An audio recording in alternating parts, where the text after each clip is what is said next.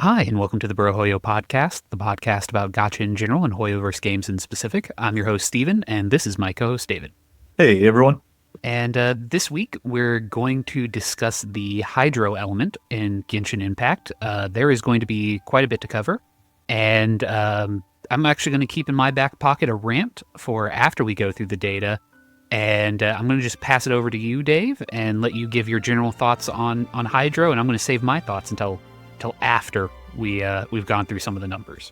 Can't wait for another classic Steve rant. Yeah, so as far as Hydro goes, I'm a little biased because I do water's kind of my favorite element just in most games in general, and it's got the blue aesthetic. We've talked about things like that in the past in terms of what appeals to each of us and when we're looking at characters, and so blue water affinity type stuff always has a special place in my heart, as it were. But as far as Hydro as a whole, always been an element I think that has been in discussion and seen a lot of usage in teams in combination things with pyro teams for vaporize, in terms of freeze teams early on in Genshin's days, and I think there's a general theme with Hydro characters. A lot of kind of the AP health scaling units tend to be Hydro units. I'm not saying there aren't others outside of that, but a lot of them do tend to be Hydro units. So if we're assigning a thing, like we assigned, Pyro when we had that discussion, we assigned them the big damaging numbers, and Hydro would be the HP scaling mechanics type stuff. But like Steve said, there are a lot of things to cover with the Hydro element. We know there are a lot of Hydro characters. So while we could probably break this off into 2 episodes to really fully discuss every single Hydro character, we're trying to keep it fair and keep every element down to 1 episode. So we will be talking about more of the higher usage Hydro units and some of the mainstays that we've seen throughout Genshin, and then a lot of the with that kind of maybe some of the recent Hydro characters. We'll touch on those. But for that and the numbers usage, I guess, Steve, I'll throw it back to you because I think you have some data for us. Yep, I've got quite a bit of data here. Again, we are having to cut some characters and their usage rates. I tried to grab the most common, the highest used characters, but spoilers, Mona's not going to be on this list. Some of the more recent Hydro characters aren't going to be on this list. Just by dint of either they are so recent that we don't have a lot of usage data on them, or like Mona and a couple of others, Barbara, so on and so forth, they just aren't hyper relevant for the time periods that we're covering. Well, I do want to give Mona a special shout out. I know we're not going to talk about her much, but I want to give her a special shout out for you can't do it anymore, but if everybody remembers the first kind of prop game event where it was like the hunter and the seekers, and the hunter was trying to find everybody, and you would turn into a prop right on the Genshin map, and they would try and find you. Well, they fixed it in the most recent reruns of these, but when you played with Mona, you could just hold her right click or dash, and you would just be a puddle of water on the floor, and it was very difficult to find you. She was the real MVP in that game mode on its first run through. But to the data. Yeah, well, see, you had me going there for a second because I thought you were going to mention the Morgana team, but I think that's best left for next episode in that regard. But anyway, into the data. So just to start out, I'm going to kind of lump together Ayato and Child as one sort of data point, mainly because these are sort of the older Hydro drivers on teams. They typically showed up on things like Taser, some of the national type teams, so on and so forth. Their main purpose was to be on-field Hydro application, a way of applying lots of Hydro to units in order to power reactions on teams. They typically wouldn't show up on the more vape-heavy teams or melt-heavy teams. They might show up in freeze, but that was sort of their general role, was sort of just splashing out tons of Hydro and Hydro application. As far as their usage goes, by 3.0, they were floating around the 30% mark. sort of the lower end of the hydro usage stats. They do jump up occasionally. I think the highest that we see is child jumps occasionally up to about 50% in hydro, abysses that are good for hydro. That's what we'll go with. If the abyss was good for hydro, then their usage would obviously shoot up. A child typically maxing out at just below 50%, with Iato getting around 40. So they both are very popular, again, by the standards of this data set. They were on quite a few teams. That means that, Child was on a full quarter of all Abyss teams, basically. Since you need 2 teams, obviously, to go through the Abyss, so they would have been on basically at least a quarter of them going through in order to get a 50% usage rate. Or my math is wrong. It's somewhat late, so I'm a bit punchy. Anyways, so that's them. Moving on. It's well, really quick. It's weird to think of Ayato being an old character in the game. It's like, is Inazuma really old? But then thinking about how long ago was Inazuma? Yeah. And then as far as Child goes, you mentioned kind of he spikes up to just under 50%, and so looking at the data, I mean, his last spike, to your point, is back in the early 4.0 patches. 4.1 patches was the last time we saw just a tick under 50. But ever since then, it's just been on that downward, I guess, decline, for lack of a better word. So I just wanted to kind of, that weird feel when hearing you describe Ayato as an old character. It's like, man, is Inazuma really that old? But that's Genshin. It has been that long since Inazuma, a few years, I guess. So, but moving on, sorry, to the next character. No, you're good. You're good. So let's go with our power 4-star character, Jinkyu? Bookboy. Jingcho. I do not pronounce Chinese well. So Bookboy. He is definitely, he's a solid one. Again, at about the beginning of 3.0, he's floating in high 60s, low 70s. Stays pretty even through most of 3.0 and 4.0. But he does dip down below 50% starting in around 4.3. And I think part of that is because of the character we'll probably cover next, Yelan, and the sort of role competition that those two have.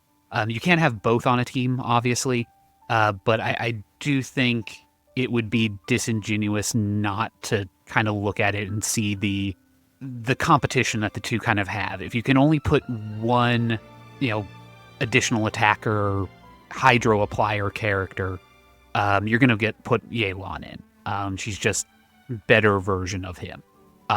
So, he's not bad. He's just, unfortunately, the new model came out. Is sort of my reading on that data. Dave, do you think that I'm being incorrect there or unkind to no, as somebody who has both and has built both, no, I don't think you're wrong in that. I think they're both very strong characters. I like both very much and run both in some teams with Hu Tao in that type of vaporized team. And just kind of like, for an example team for Xingzhou, if so we're talking about like overvape and stuff like that, or like kind of an overcharge combination with vaporized team. Like an example would be him. I guess this is technically the national team that we've talked about, right? It would be him, Raiden, Bennett, and then Globa, would be an example of that. There's also some Hyper Bloom capabilities with the introduction of Dendro that's given him some use as well. So it'd be an example team like that would be him, Nahida, Al-Haytham, and Kuki Shinobi. Would be an example of a Hyper Bloom team. He's typically going to be a sub DPS, and this is kind of where I think there's the similarities with Yelan, because they're both going to be built and played as sub DPS, kind of that pop their stuff and get them off the field and let the main come in. But as far as the build for him goes, you're going to be looking, just very quickly, artifact set would be the Emblem of Severed Fate. You can look at your main stats on the Sands as either energy recharge or attack percentage. Goblet would be hydro damage. Circlet would be crit rate, crit damage. And then you're prioritizing energy recharge, crit damage, crit rate. So pretty typical of a sub DPS. And then as far as like the best items for him, probably as a free to play option, you're going to be looking at the Sacred Sword. Would be the most beneficial for him. If you do have some premium weapon options, you can look at Primordial Jade Cutter, you can look at Mist Splitter Reforged, and then another 4-star option would be the Amanoma Kachi. But yeah, for Xingqiu, if you are a new account or you don't have Yelan because it's just the timing of when her banners have been run, kind of came with other characters that you really liked or were right before characters you had been saving for, he's a very solid choice. Like you said, he's one of the all-star 4-stars to still be present in the meta in Genshin, even though he's been around since launch. So pretty impressive. And then I'll just a brief breakdown for Yelan, and then you probably have some numbers for her that you're going to dive into. But since I'm here, just to jump into her, very similar to Xingqiu in terms of Emblem of Severed Fate, still going to be the options we go with. On the Sands, she is an HP percent scaler, so you're looking at HP percent or energy recharge, but everything else is kind of the same. Hydro damage Goblet, crit rate, crit damage Circlet, and then for some stats, you actually would prioritize, again, energy recharge, but because she scales off at HP percent, you're going to be doing that as a priority, and then crit rate, crit damage. She has her signature weapon, of course. If you do not have the signature weapon, best options for her, going to be looking at other 5-star options would be the Elegy for the End. But if you're going to be free to play, then probably the best option is the Favonius Warbow would be the best option for her. And example teams, and this is actually the team that I run. It's actually her and Xingqiu, Hu Tao and Zhongli, but also has places in the team like a Hyper Bloom team. Again, her, Alhaitham, Kokomi, and Shinobi. But that's going to be Yelan and Xingqiu in that sub DPS support. And again, Yelan, one of my favorite characters, as we've discussed in previous episodes. But who's next? Or did you have the numbers for Yelan? I do have the numbers for Yelan that I'm just really going to quickly touch on. Interestingly, for the most part, Yelan's numbers and Juncho's numbers kind of mirror each other. It's just hers are slightly higher because, again, she's a 5-star. There's a certain premium that's attached to it. As of 3.0's release, she was sitting at close to 80% usage. By the end of 4.7, she was down to a little over 50% and I apologize, I didn't give these numbers for Child and Ayato, so I guess I'll give them here now. Yelan is sitting at about a 68% usage rate in current Abyss, with sitting at about 42.2% usage rate, and Child and Ayato are floating 6% and 3% are their numbers. Child at 6, Ayato at 3. So you can definitely tell that there's been a drop off there. But moving forward, let's really quickly take a sidestep into Nilou, just to kind of cover the way that Dendro has affected Hydro. Last week when we were talking about Electro, Dendro was really a game changer for that element. I would argue that Dendro did not have as large of an effect on Hydro. It certainly didn't hurt the element, but I don't think it necessarily made the sort of massive changes that we saw with, say, Pyro, and the fact that burning really wasn't that great of a elemental reaction, or Electro, where Aggravate and Hyper Bloom became the meta for that element and that reaction team. So for Nilou, she wasn't super popular on her release. I mean, she was fairly popular. She started below 50%, averaged above about 55 in the next few Abysses. She really shot up with the release of Nahida, because that really unlocked her as a character. And you can there's some very clear spikes on her usage rate, which tells you that, hey, there was a Dendro Abyss here. She sits comfortably at around 70% during those. She jumps quite high, but other than that, her usage has really fallen off. And I think that's partly because of just the extremely limited team comps that you can put her in. She demands that you have two Hydro or nothing but Hydro and Dendro on the team, which is really limiting. And despite how powerful her Bloom team is, it's just not, those constraints don't feel good. And I can see why they're not brought in versus more versatile teams where you can swap characters in and out. But Dave, do you have numbers and so forth for her or information for her? Yeah, I mean, just my general thoughts for Nilu. Yeah, she was so niche because I remember seeing the team kind of constraints that wouldn't be enabled on some of her abilities if you were running something other than that, and that was kind of a turn off for me. I like being able to be flexible and kind of play around with different character and party compositions, and so when you bring in somebody outside of those two elements, it just really kind of put me off to trying to pull for her, and so that was kind of my thoughts first. So I don't have any play time with her outside of her trials. But yeah, it is interesting looking at the spikes here because there are two very distinct spikes right there, right around 3.6 and 3, or is that 3.8 there? 3.8, yeah. Yeah, so it's like exactly to your point. If we go back and look historically at the Spiral Abyss, there was probably some Den character that just came out. Because I imagine one of those is the Nahida banner, and if I had to guess, probably I'm trying to remember when the Nahida banner reran, but I wonder if it would actually be maybe if that was when Al-Haytham came out, or Emil wasn't till much later, but Baizu maybe? I thought Baizu was a 3.0, but I can't remember.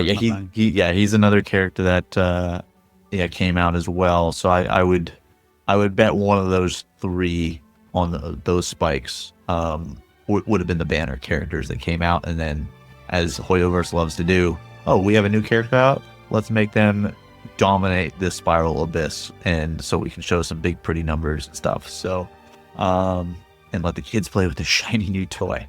Yeah, and just to finish up, because again, I forgot to mention this again, the current Abyss usage, she is down to 3.5%. So quite a drop in usage from her once glorious peaks. We're now going to move on to go ahead. Excuse me. We're now going to move on to Kokomi, who is added to this list purely because I'm a Kokomi main. That's why she's here. It's pure nepotism. I don't care. She gets to be on my list. So as far as her usage goes, she's actually fairly common. She does jump around quite a bit, but starting in 3.0, she sits around 60. She'll occasionally pop above 75, and by the time of 5.0, she's lost quite a bit of ground and was down to roughly 30% usage. As of 5.2, the current Abyss, she's even further down to 10.5% usage. So she's definitely fallen off on it as a character. I have opinions as to why that is. But considering how poorly her reputation was when she first came out, the fact that she broke 75% at all is amazing. And I'm very happy for my lizard girl. Well, I know for Kokomi, she would probably epitomize for you the reason you don't build pity on a banner. Yep. And then it turned into one of your most used characters, I think, according to one of the anniversary reports that you got. Multiple, pretty much every year since then. She's been my number one. She is at everything. So because of nepotism, because she's on the list, because you said she was going to be, I do have her build pulled up. So for those of you that have her in the account and haven't, pulled another water healer type maybe that we're going to talk about in a little bit, Kokomi For her builds, there are actually a couple different builds with her. So there's actually a main DPS build for her. There is a sub DPS build for her, and there is a buffer or healer support type build for her. So because there's 3 separate builds, I'm just going to go through them very quickly. In terms of the main DPS build, this is going to be Ocean Hued Clam is the artifact set. HP scaler, so Sands is going to be HP percent, Goblet, Hydro, Circlet would be healing bonus or HP percent, and you're going to prioritize on the substats HP percentage, Energy Recharge, Elemental Mastery. Signature Weapon, of course, is the best, but you have free-to-play options such as the Prototype Amber, Ring of Yakshi, and then even if going down into a 3-star weapon, the Thrilling Tales of Dragon Slayers. Example teams here, there's a Freeze team with her, Shenhe, Kazuha, and Ayaka. Then there's a Bloom team with her, Nailu, Nahida, and Kole. So something similar to what we talked about with her and Nailu, and then Nahida being on the same team with the water or the hydro and the dendro mix. A sub DPS build for her. Has her still, again, looking at the Ocean Hued Clam as the best set with Prototype Amber. Build is essentially the same. The difference is on Sands, instead of being an HP percentage, you can look at Energy Recharge on there. And then for the supporter build, you actually have the 3-star Thrilling Tales of Dragon Slayers being the best option, with Prototype Amber being second. And then the artifact set here is also going to be different. You're going to be looking at the Tenacity of the Millilith with just HP percentage, Sands, or Energy Recharge. HP Goblet, Circlet is going to be the healing bonus. And again, prioritizing HP percentage, Energy Recharge, and Elemental Mastery. So that's going to be Kokomi in a nutshell. I personally don't have her, but I know, like I said, that you do because of one night of decisions that were made and risks that were taken. Look, just as a PSA, don't drink in pool. Just it's a bad decision. You wake up the next morning and things don't go the way that you thought they should have. But anyway, it all worked out in the end. Regardless, we now are going to move to our final 2 characters, and there's really no way to kind of dance around it. Novelette, or Novelet, I don't know, it's a French pronunciation. I'm going to go with Novelette, pronounce the T's. And Farina kind of take the hydro element back behind a shed and put one in the back of the head of every other character. Their usage rate is insane. And you can draw a pretty clear parallel between as soon as Novelette and Farina drop, every other hydro character's usage plummets. Just goes through the floor. So Novelette, when he first comes out, he ends up hitting close to 80% plus usage rate. Farina is the same. There was a minor dip between like 4.2 and 4.3 in usage, and then it's back up and goes even higher. As of 5.2, 97.5% of Abyss runs include Farina on the team. And Novelette is in 87.1% of Abyss teams. That usage is insane to me. That is absurdly high. And like you said, once they came out, they just... it's lore accurate, I guess, right? Of how strong they are. And correlating with their usage rates in Spiral Abyss. Yeah, seeing a 97.5% usage rate for Farina. She is literally on every tier. Everybody's running her in some form or fashion. That's what that means to me. Yeah. And for Novelette to be, I mean, not even having a 10-point gap between her and Novelette just shows how much, like, Farina's usage is, how much utility and great support she has. And then Novelette being in there at 87% when we counted how many total characters across all elements were even above 80. Like there weren't many above 80. And so to be in that exclusive club for Novelette, great. And then Farina to be essentially almost at 100% is pretty wild. So we'll talk about Novelette first, and then we'll save Farina for last in terms of kind of the build structure and how that looks. So for Neuvillette, shout out to his Kamehameha Wave. But anyway, for his build, there are a couple of different ways you can go about building him. He is a DPS. I mean, he's a main DPS, but there are two different builds that we can see for him. So depending on how patient you are in grinding for artifacts, or what artifact sets maybe you already have, set up for him, you're going to be looking. The main set, probably the better of the two options, I would guess, would be using the I'm gonna butcher this one again, just like I did last week. The Marachuse Hunter, the Marachuse Hunter set would be the artifact set here. With, aside from his signature weapon, it you might have be free play. I think it's a reference to Marquis, so it'd be Marchetta, I think. Look, your guess is as good as mine. I'm just happy I got Neuvillette and I'm pronouncing that correctly. Fair enough. But as far as his weapons, yeah, aside from his signature weapon, other options and the free-to-play options going to be including things like Sacrificial Jade, a Lost Prayer to the Sacred Winds, if you've gotten that from the standard banner, Wave Riding Whirl, Prototype Amber.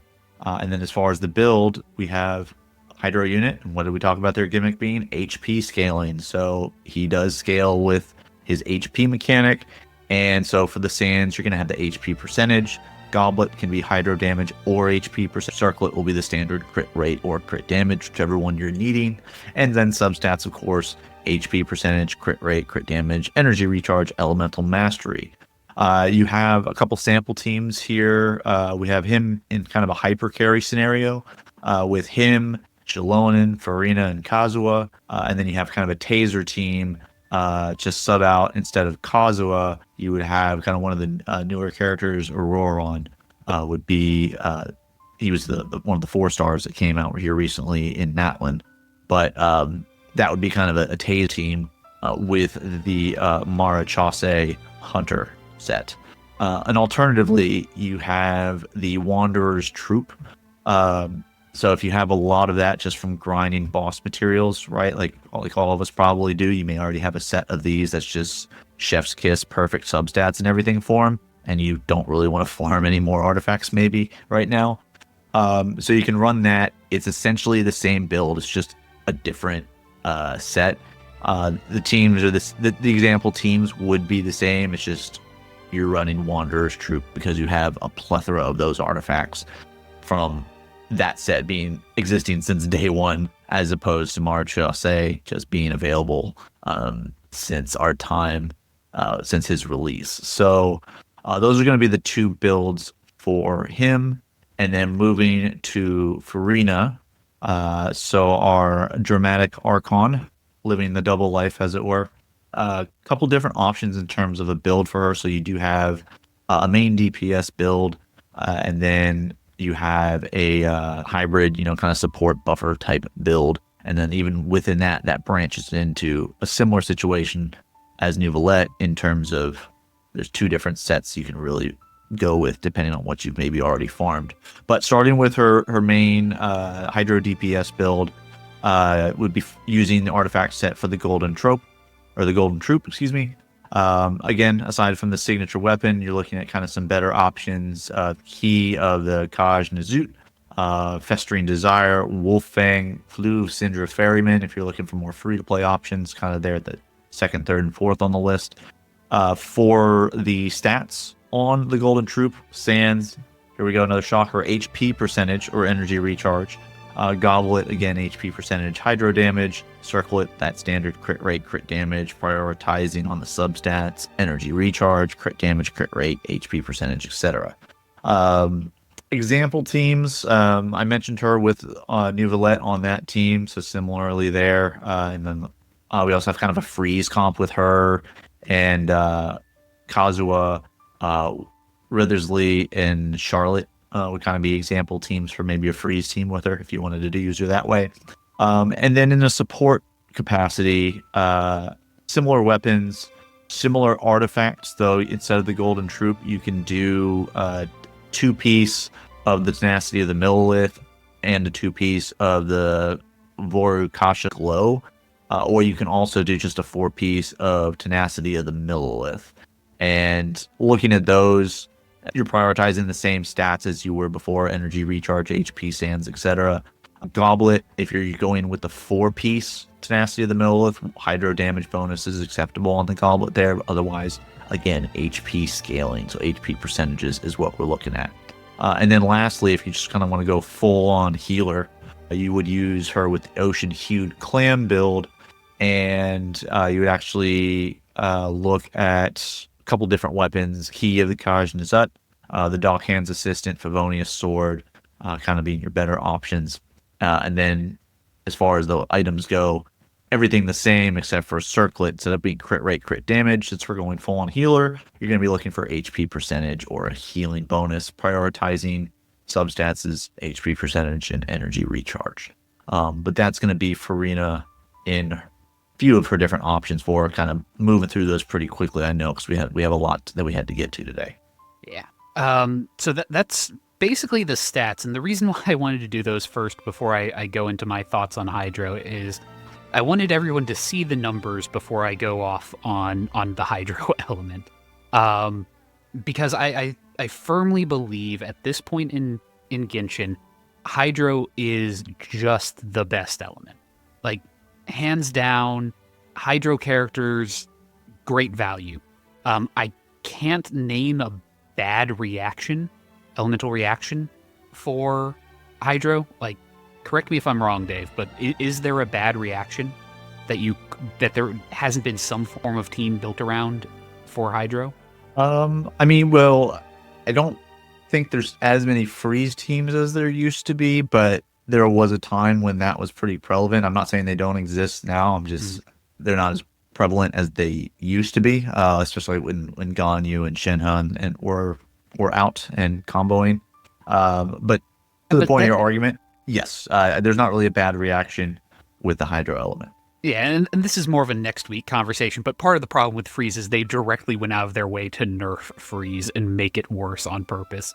But, you know, there was a period of time when it was dominant.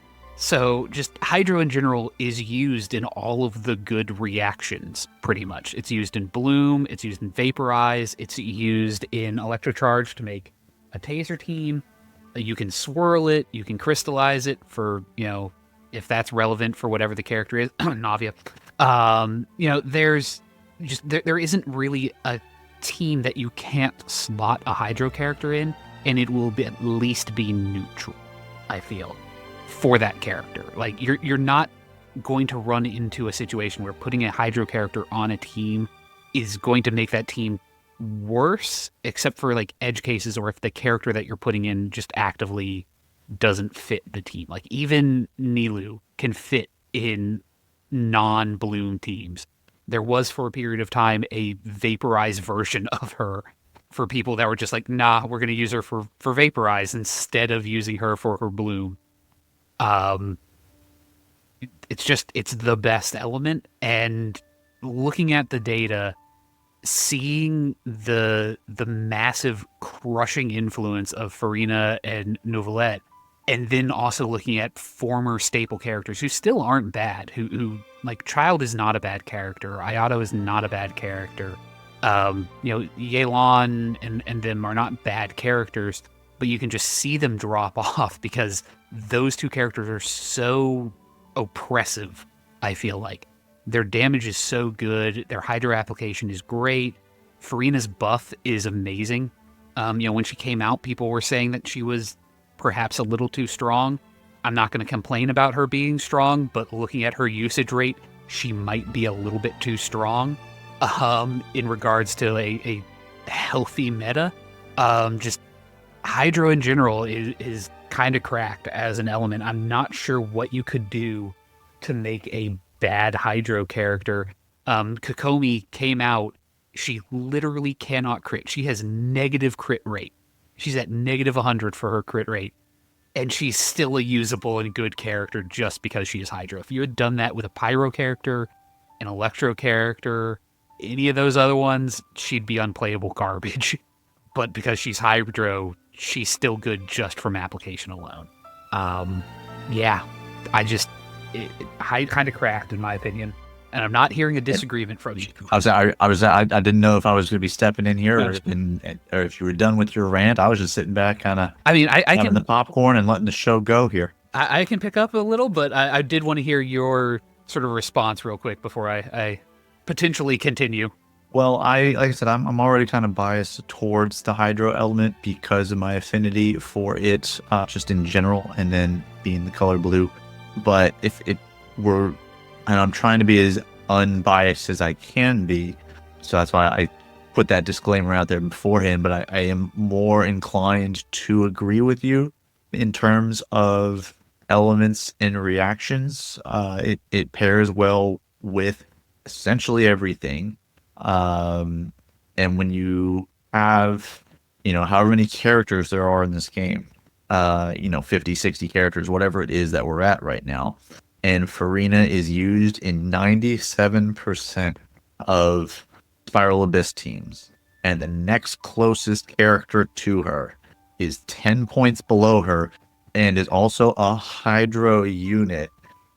It doesn't matter what third place is. The fact that it's even behind Neuvillette by a number of points, like Hydro just has the best options.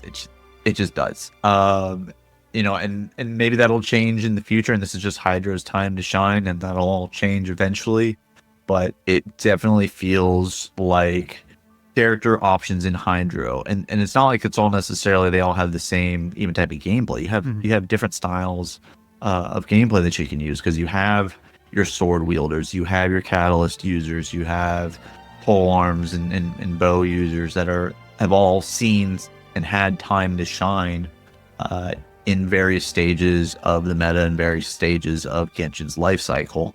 So I'm completely with you on this, and I think that's trying to be as objective as possible, the truth as well. But maybe somebody can make a case for another element.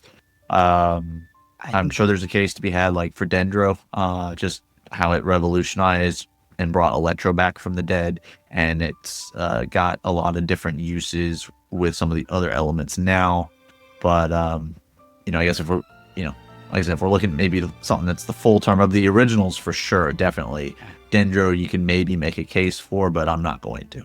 Yeah, problem with Dendro is burn, and the fact that it doesn't pair with Cryo or Geo or Animo. Nothing really pairs with Geo. That's not a fair. Well, but you don't even get a reaction at all. So you can't even, for the few characters that need Crystallize, you can't even get that reaction off of it. Whereas the Hydro is just everybody. It pairs with everything. And again, there's not really a bad reaction. I mean, Crystallize is by its nature kind of meh, but that's because it's crystallized. Like Swirl's a good reaction. All of the other Hydro specific ones are good.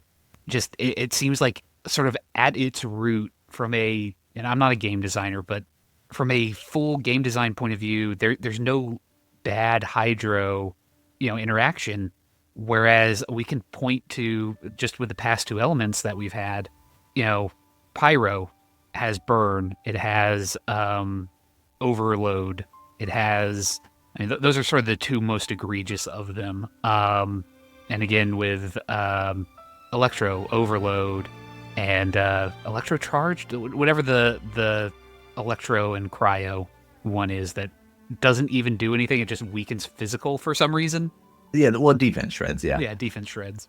For physical, for whatever reason. It's like, okay, that's cool, well, I guess. Like you've made your case for Hydro. I think I would tend to agree with that, and if given more time, like I said, I could maybe make a case for dinner. But maybe somebody else has an argument for another element or something we're not considering here, and would like to counter that. I'm always open to hearing your rants, and I'm even more open to anybody who disagrees with them letting us know their thoughts on that as well. So, is that, I guess, are those your closing thoughts on Hydro, or is there anything else you wanted to throw in there before we move on to some other news and notes? No, we're good to move on. And I want to be clear, sorry, I know I said that I want to move on, but just to be clear, this is not shade on any Hydro characters. If you like Hydro characters, that's not the problem. That's not what I'm complaining about. Or if I'm even really complaining. It's very noticeable. It sticks out as a design point for me, and so enjoy the characters. Again, I'm a Kokomi main. Hydro's my jam, but oh boy, as an element, oh boy. Let's move on. All right. Well, because we do have some event. We have an event, I believe, to talk about and discuss, and then we have a couple of characters, especially now that we are have dived. None of those sound right. Gotten back into ZZZ. We do have a few characters to talk about, but first, events. All right. So the current event in Genshin, which is the only event this week that we'll be covering, is Traveler's Tales. It's a interim event for Genshin. Basically, you go around and talk with characters. It's an RP event. It's a role play event. Character based stuff, not super heavy combat or anything like that. Fine for what it is, but mostly more of a story catch up, I guess, than anything mini game related or combat related. Don't have a whole lot to add on it. Don't want to spoil anything for anybody, so not really anything to cover there. But that's kind of it. I guess I'll pass it back over to you for some character review. All right, so yeah, we have some new characters this week to discuss. So starting in Genshin, we have Mizuki, who is an Animo Catalyst user, and so new character that dropped this past week. So we don't have any data as far as obviously the Spiral Abyss, but just a quick kind of breakdown her build. She is going to be a DPS character, based on the swirl interaction. So as far as her build goes, obviously you have her signature weapon, the Sunny Morning Sleepin', as the option for her. Other options could include 1,000 Floating Dreams, Starcaller's Watch. For maybe some free-to-play options, you have some 4-star weapons like the Sacrificial Fragments, the Mappa Mare, Wandering Even Star. Kind of going to be some different options for you. As far as her best artifact set, you have the Beard Veneer is going to be the best choice for her. And then as far as stats to prioritize being an Animo element, you're going to want to kind of maximize your elemental mastery as best you can. So Sands, Goblet, Circlet, Elemental Mastery, Sands, Elemental, Energy Recharge is also acceptable as the main stat. And then just substats, you're prioritizing those. Some sample example teams with her. You have kind of a rainbow team, as it were, a little assortment of everything. It would be with Mizuki, Auroron, Malvika, Farina would kind of be an option here. Or you do have a vaporized team with her, Malvika, Farina, and Jingling. So a couple of example teams for you there. Steve, I believe you pulled for her, or you didn't learn from your Kokomi situation, and you pulled to build Pity? No comment. But yes, I do have her as a character now. She's fine. She's a fun character. She's got a tapir theme. Apparently in like Japanese and East Asian myth, they eat dreams. So she's got this sort of dream theme as well. Oddly enough, I actually received an email a little bit ago, and give me just 1 second to actually pull it up. And I was very confused because I received this email from the character, is who it's coming from, and it goes, "Why don't you stop by my office?" And I thought, for whatever reason, that it was a spam piece of mail because it mentions being a clinical psychologist and so on and so forth. So I go to delete it, and I realize, no, this is an advertisement by Genshin to players where they're sending out an email from the character as a, like, hey, why don't you stop by my office for psych help? I don't know. It's a little bit odd. I'm not going to lie, but I figured that is different. Yeah. I legitimately thought it was, it is technically spam, I guess, but it's not the sort of spam I was expecting. I wasn't expecting that from the character. But no, she's fun. I do enjoy her as a character. Like she's enjoyable. She's somewhat on field as based off of what I've pieced together from the kit. I haven't actually dug into like full setups, full teams for her because she was sort of a surprise character for me. Was not expecting to have her come home at all. So because I wasn't pulling for her. It was just sort of a random tin pull that I was baking to try and build pity, get a couple 4-star characters, and lessons still not learned. Yeah, but yeah, no, she's fine. I don't want to sound too bitter about it, but she's fine for what she is. I'll pass it back to you. All right. Well, jumping into the world of Zenless Zone Zero, so I know Steve and I have gotten back into playing this one, have been trying to catch up a little bit, build the account. Because the last time I know for me that I touched it was, I think, quite literally in the 1.0s, the 1.1s, I think was when. I'm trying to remember which character. Actually, I think the character that they're rerunning now, Xing Yi, I think is her name. I'm still learning all the. I'm not as familiar, but yeah, Xing Yi, who is the electric stun character they're rerunning now. I think it was like she was about to come out, and that was the last time I played. I think that's the last time I was playing this, because yeah, it was her and then Zhu Yuan. Her banner hit the police, the first police girl that we meet, Zhu Yuan. Yeah, her banner had just gone, and I think that's when I stopped. But so diving back into the game anyway. So building the account, kind of seeing who's available, who's being rerun, or what the schedule's looking like. I had pulled for Astral Yao, the character on the last banner, kind of the pop idol looking character.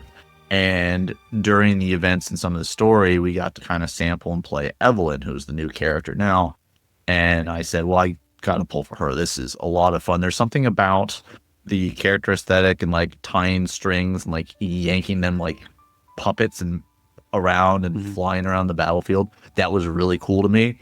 And then also like when she uses her ult or comes in on a combo attack and whips all that fire damage, and then there's kind of that slow motion snap she does. It's very Full Metal Alchemist, Brotherhood scene whenever he does a snap with the flames. It gave me those vibes. I was like, I need her on my team now.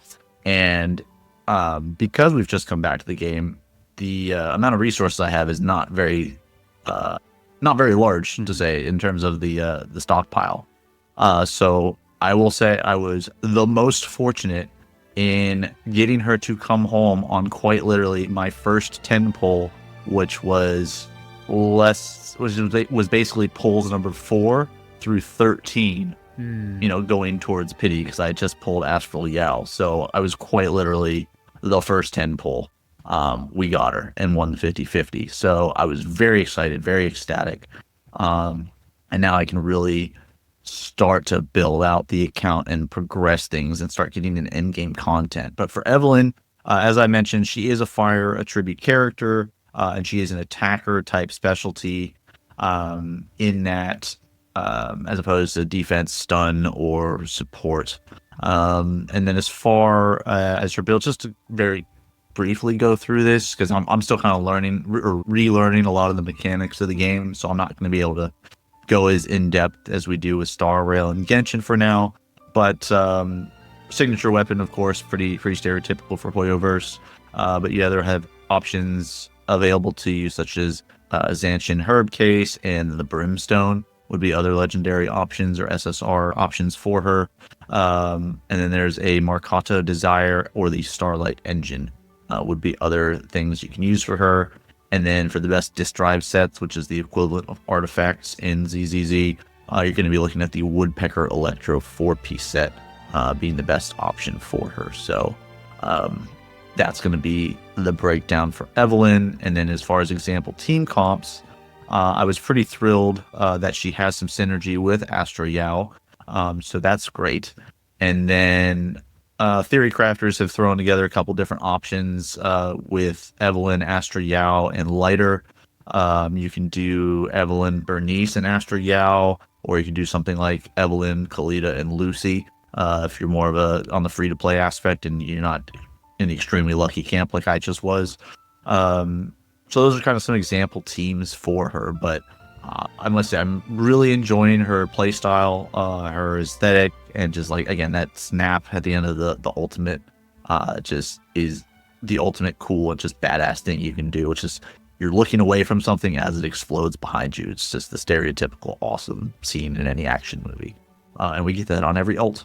But Steve, what about you? How's your ZZZ experience coming back to the game been? It's been real good. I got Misaki, the Frost anomaly user, anomaly character that had come out recently. I got lucky and was able for her to come home. I did end up skipping Astra and Evelyn for the moment, just because I have a Bernice, I have a Caesar. So I have some older characters that I'm looking to round out those teams instead of potentially pick up a new one. I am trying to look forward a little bit, try and see what the release schedule is, if there's anybody on the radar that I might need to pick up. But for the moment, I feel like in order to kind of best round out my team, I'm looking for a stunner or some other support stun character, not necessarily support because Caesar plays a dual role there. But we will see. I've been really enjoying it. As a minor side note, doing dailies in ZZZ has become very, very easy, especially with them fixing the coffee shop and making that more streamlined. There's been a lot of good quality of life updates that have come through in it. They've been paring down the TV aspects of exploration and so forth. So all of that combined has made it a much more focused game, I feel, and really I've been enjoying it quite a bit, as well as playing through and catching up on the story has been a solid time. Yeah, I would agree with that sentiment. I've definitely noticed a lot of streamlining in terms of daily grinds and quality of life things that you're able to do. Noticed the reduction in TV time, as it were. There are game modes that are more specifically geared towards that for those that enjoy it. And so if that's the type of gameplay you're in the mindset for, and you're not trying to do the more action reaction combat things, those puzzle types are there for you. But I've also really been enjoying diving back into this and building up the account. And then as I learned today, and I'm going to mention it in case anybody else has done a similar time where we left it and have come back to it. I don't want you to go through what I just apparently have been missing out on. But they do an energy storage situation similar to Star Rail. So if you're capped out on your energy, it will stockpile a good healthy bit of energy. I think I probably maxed it out because I had 2,500 energy that I was able to use, and I didn't realize that I had it until today, and I've been back at the game for maybe about a week and a half or so. So if you're like me and you quit and have come back, you probably have a stockpile of energy that you can utilize to help get all the materials you're needing to catch up your characters and catch up the account in terms of their skills, their level, and their weapons. So we'll keep you guys posted on our progress with ZZZ. Again, it's just kind of hitting the right spot for me in terms of getting into the combat without having to do all of the huge open world exploring that Genshin sometimes asks me to do. But moving outside of Hoyoverse, we got a couple quick hitters on news and things in other gacha related things.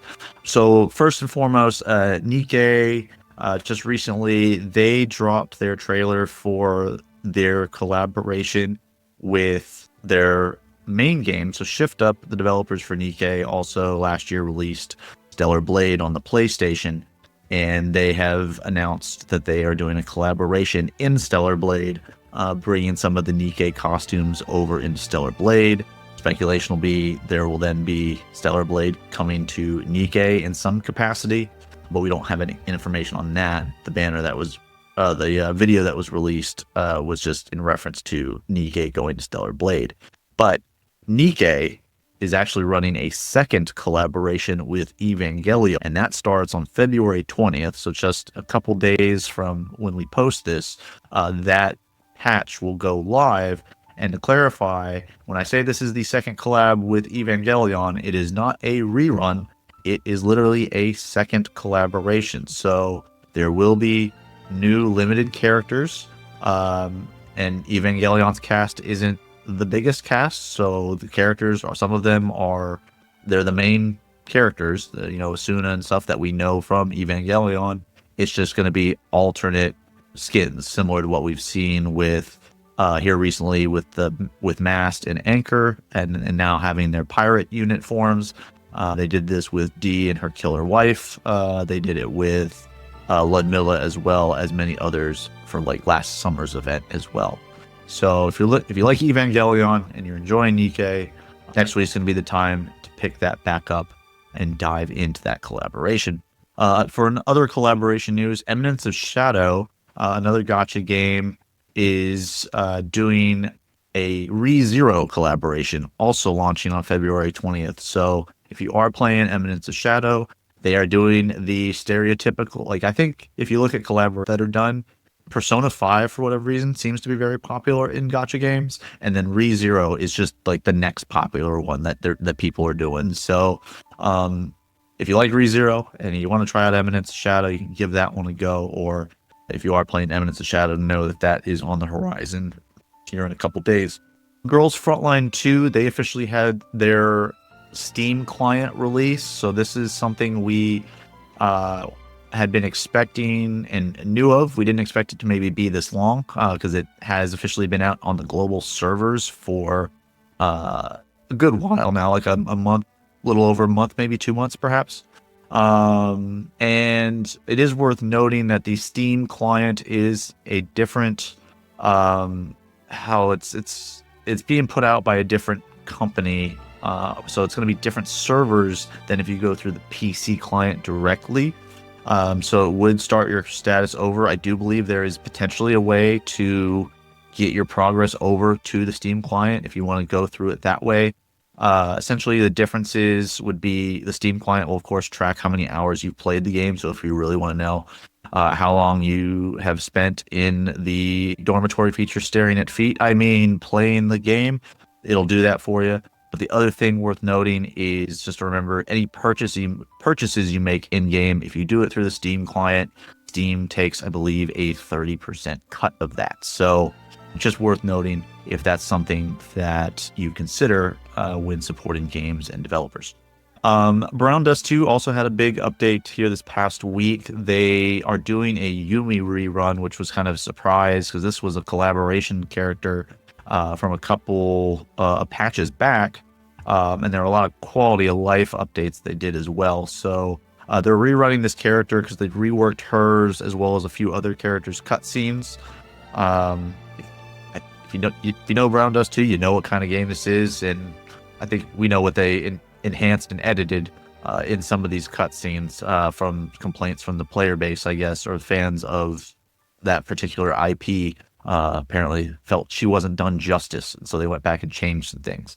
But other quality of life things that they added in the patch, they allowed you to select more cutscenes, a lot more lobby cutscenes. So I think they expanded it to like 15 or 16 lobby cutscenes that you can do, and you can now kind of organize them to pop up differently and rotate, which is nice, so you're not getting the same one every time.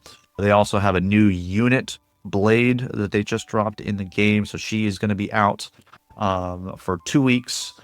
Though if you look at the banner, her weapon is up there for about 4 weeks, which implies to me that she will get another skin in 2 weeks for the next part of this event. So part 1 is kind of right now for this banner and her, and then part 2, I think she's going to get a second costume banner to pull on. So so you can check on that out over there. And then, of course, lastly, for Brown Dust 2, they added a new special guest to their Glooty Diner feature, which is the kind of side story, not at all in the same universe as the main story. And this involves a self-insert main character.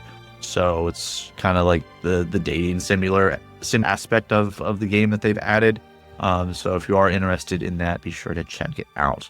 But that's going to do it for us this week. We want to thank you guys for joining us. We want to know if you guys maybe let us know your thoughts on the state of the Hydro element in Genshin. Do you agree with Steve that it's the best element in Genshin, or do you think there's another element that you can make the case for? We'd love to hear your thoughts in the comments down below. If you did enjoy the episode and you'd like to show your support, be sure to like, follow, and subscribe to the channel down below. You can always email us at brohoyopod@gmail.com with questions or suggestions for the show. We also have a link to our Discord in the description, so you can join us over there for news, game nights, and content notifications. You can also check out from there our off-banner episodes that we posted up where we discuss different things like One Piece, Freerin, Psycho-Pass, Arcane, so be sure to check out those videos as well if you want maybe some more talk outside of the Gotchaverse. Next week, be sure to join us as we continue the mini-series in our Elemental Teams discussion in Genshin. We're going to dive into the usage rates and where they are now, key units, and the builds in the Cryo element. But until then, we made a choice, go fight against your fate.